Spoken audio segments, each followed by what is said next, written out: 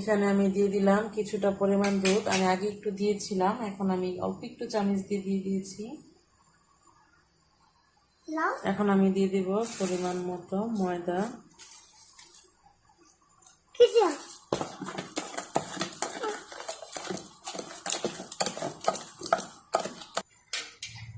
আমি এখানে দিয়ে দিচ্ছি আর একটু পরিমাণ দুধ।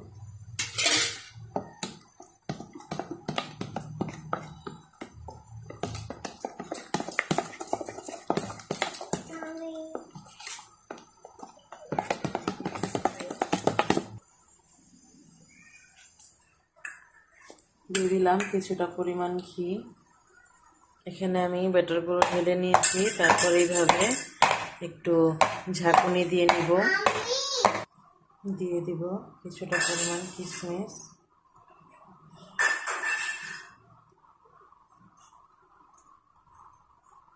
এখন আমি এটাকে ঢেকে বসিয়ে দিব।